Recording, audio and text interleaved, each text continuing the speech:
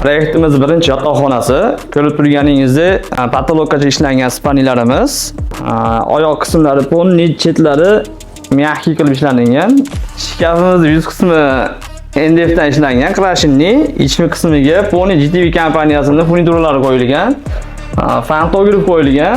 Bu shkafimizni balandlik hisobiga klientimizga qulaylik bo'lishi uchun ishlatayotgan odamga kiyim taxlab, baland joyga qaytarib qo'ysa bo'ladi. O'rta qismiga polka ishlangan, pastiga 3 ta tortma qo'yib berilgan. Klientimiz xohishi hisobga olinib, o'zining didi bo'yicha ishlangan. Bu tomonda xonamizda yosh bolasi bor ekan, birga yotadigan alohida yechim qilib berganmiz.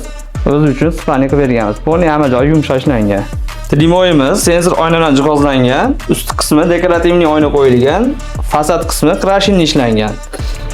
Mexanizmlariga kelsak, GTV kompaniyasining tandem mexanizmi qo'yilgan. Endi sizlarni detskiy xonamizga o'tamiz. Detskiy spaniya xonamizga 3 nafar bir xilda qilib spanligimizni ishlab berganmiz. Bosh tomoni shunaqa dekorativniy ishlangan, ledlar qo'yib, matraslari anatomический matras, chetlari ponni mягкий bo'lib ishlangan. Har biriga o'ziga tumbichi qo'yilgan. Detskiy xonamizga kattakon shkaf ishlab berganmiz. Yuz qismi ponni krashinli ishlangan. O'rtada televizor joylab o'tib ketganmiz. Ichki ko'rinishi qizlarimiz uchun qulaylik qilib, pantograflar joylab berganmiz. Kiyimingiz uchun qulay bu. Taylarga tortib ishlaganmiz, har biri uchun alohida.